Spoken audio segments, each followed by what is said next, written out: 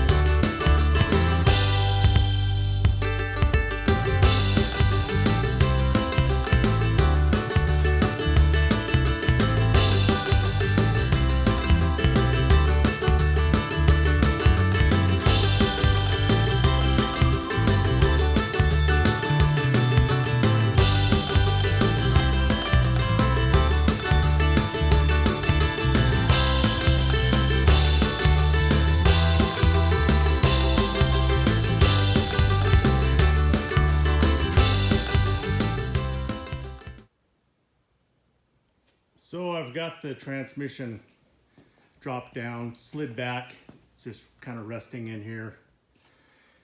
It doesn't really need to come out any farther than this to change the torque converter. As you can see, there's plenty of room to get the converter out. However, I did notice something, pretty major difference between this converter and the new one. Let me do a little measure and get that thing slid out of here and I'll show you what I'm talking about. So I've got the converter out.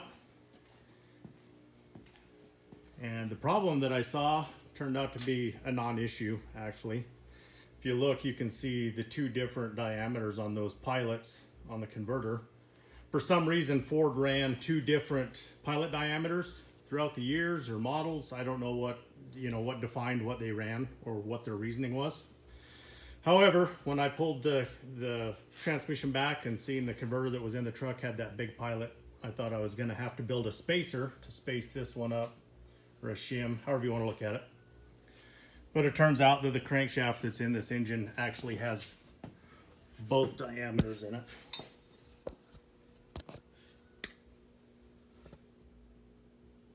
So we should be good to go.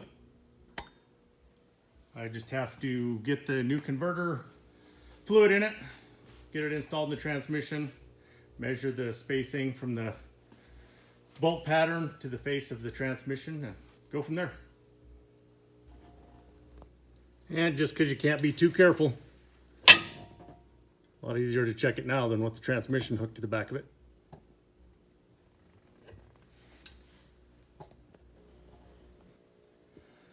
Okay, I got that torque converter slid in the transmission, no issue there. I also crawled under there with a straight edge and my scale and measured how far back this converter is compared to the face of the transmission here. So when I assemble this thing, once the transmission's bolted to the mid plate, I need to be able to pull that converter out about 3/16 of an inch. Make sure it's not, smashing that converter back into the pump, break something there. Turns out this converter measures exactly the same as the converter that came out of it, so I should be good there. Cleaned up the ARP assembly lube that was blown all over the flex plate there. Next, I'll clean up these mounting pads. Clean that, get it focused here. Get this paint off of here so I don't run into any issues with that loosening up or anything like that. And yeah, start bolting stuff back together.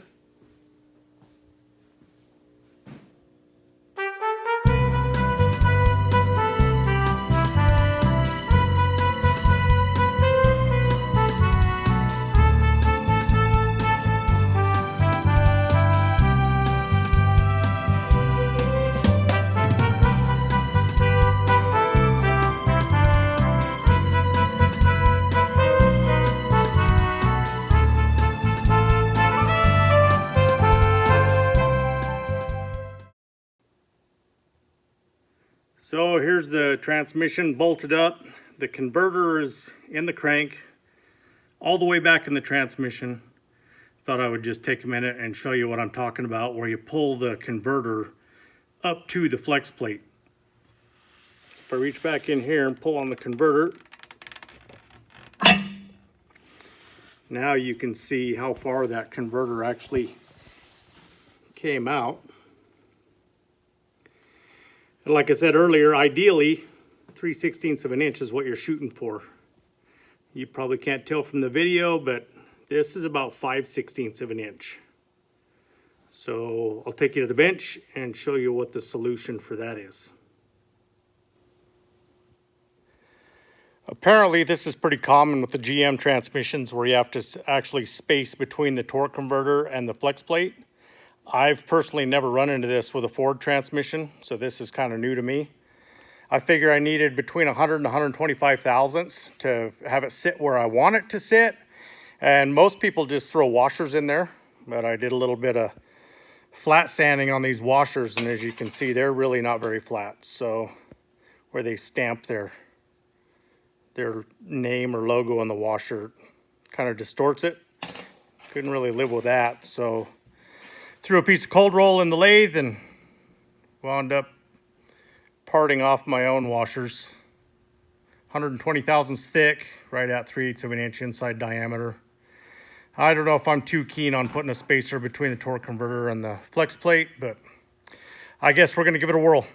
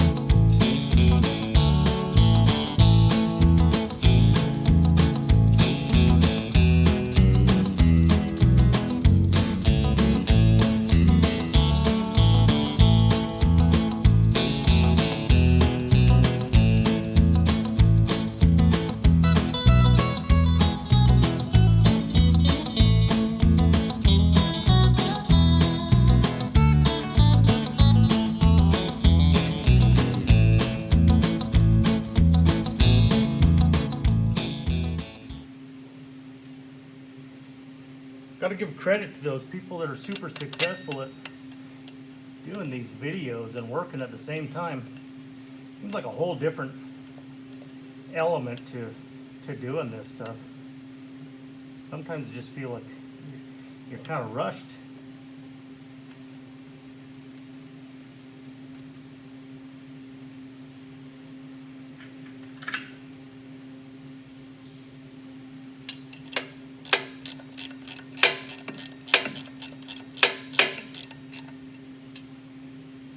And on to the other side again.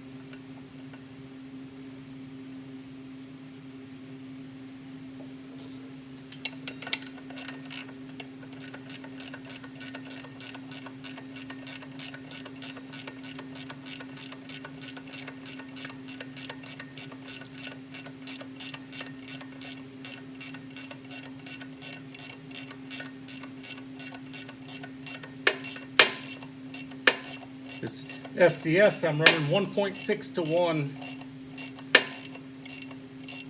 gearing in the box. So that's 1.6 to 1 overall in the whole transfer case. Kind of high geared, but I really want to keep the wheel speed up as much as I can.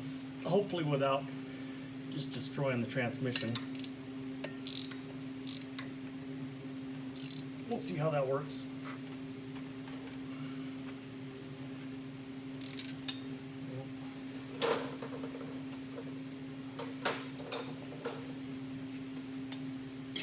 I'm on the side where I can put it in park. Tightens the bolts up.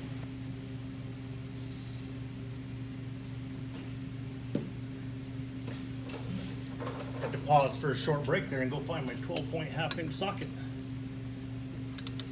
Definitely misplaced there for a second.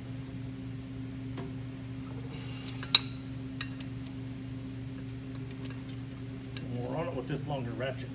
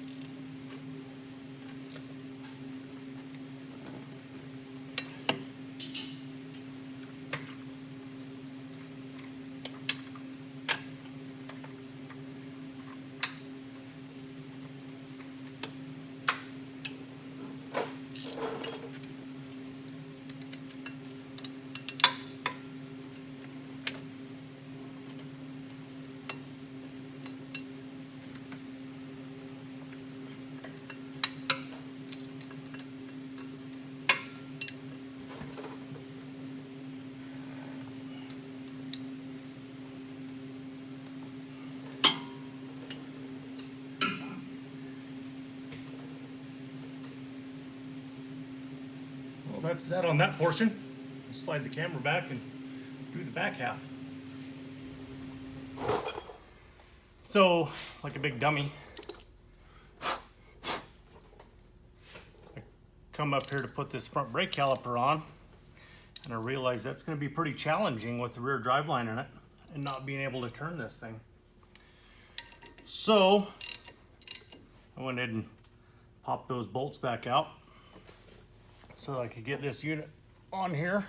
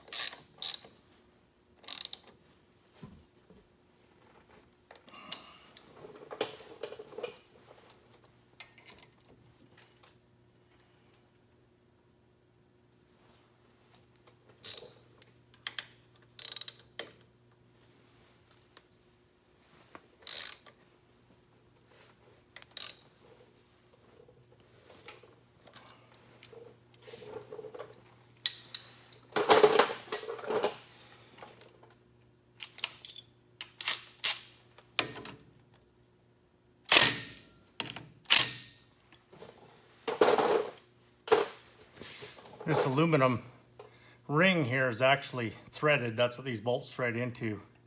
And then the rotor is mounted to it from the backside. So I'll leave these bolts in here until I'm ready to put the drive line in. That way everything stays lined up.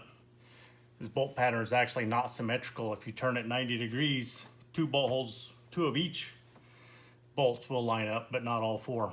So it's easier just to leave a couple of bolts in it, at least till you're ready to throw the drive line in there. But right now, I'm ready to throw the guard in there.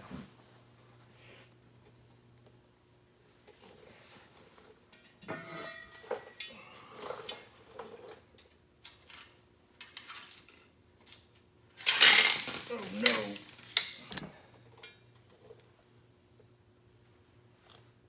Yeah, they're all right here anyway.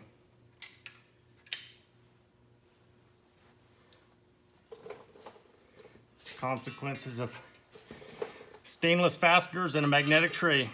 They just don't stay very good.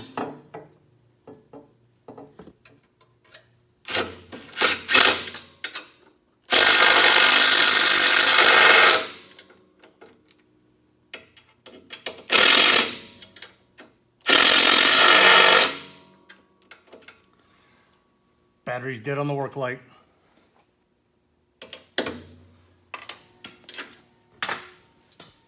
So with this center section of the floor out of the way, you can see it's a clear shot right there to the drop box. You can see that mount that I hooked the chain fall to lift it up out of the way. And that just has a strap. Pretty simple stuff. However, taking that center section of the floor out is a little bit more work than it needs to be, I think. You have to pull this crotch strap, part of the 5-point harness, out of the passenger seat, and then you kind of got to wiggle it out from underneath the shift tower there. So I set up that center section of the floor on the CNC router table and cut this hole out. And right now I'm getting ready to build an access cover that will bolt on in place right there. Obviously way more bolt holes than it needs to hold that little cover, but it's a nice symmetrical pattern. Anyway, I'm using thinserts, and by design the thinserts have a flange on them, which usually keeps your covers or any panels from sitting flush with each other. So if you look closely, those holes are actually countersunk by about 30 thousandths of an inch. So when these are put in place and crimped, they should end up pretty close to flush. And right now I have a piece of 60 thousandths aluminum in the table, getting ready to cut on it.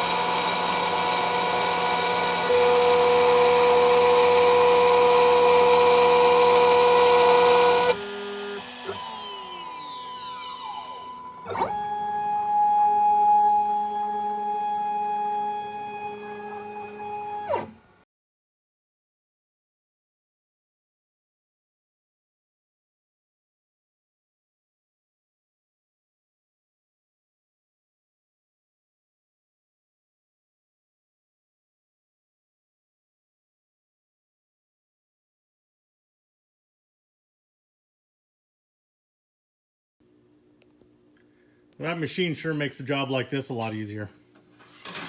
Turned out pretty clean. Plenty of room to drop that chain down there to lift that drop box up and down. I don't have to pull the whole panel. 10 less fasteners than the entire panel.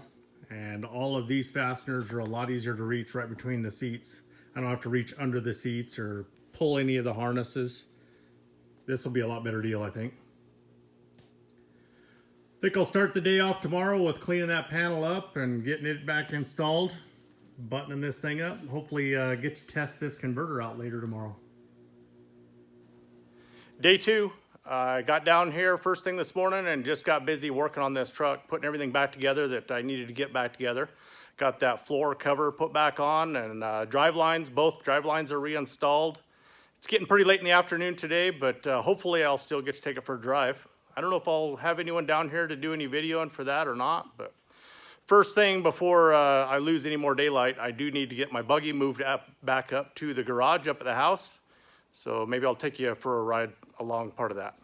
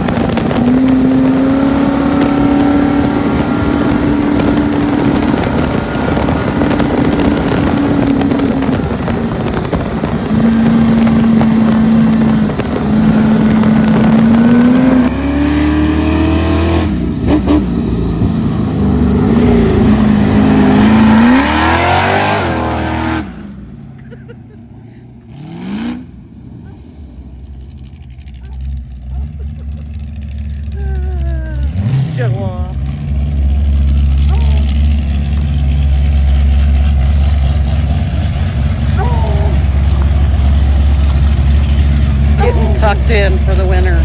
A few moments later.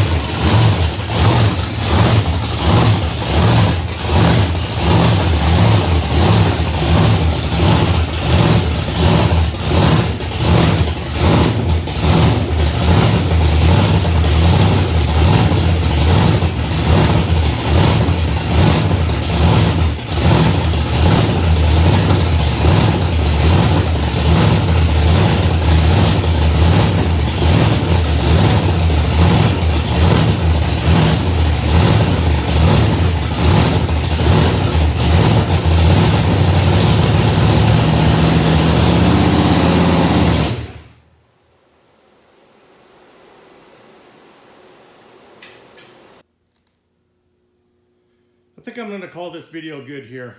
I got some footage doing some sanding and some body work, but this video is just getting pretty long as it is. Maybe next time I'll pick up the next episode. We'll go back to the body work and I'll just focus on that for next time. As you can tell, the torque converter works great. The engine runs really good. Really happy with how all that's worked out so far. Mechanically, I think the rig is getting pretty close. I just need to get that body work wrapped up. Thanks everyone for following along. Have a good one.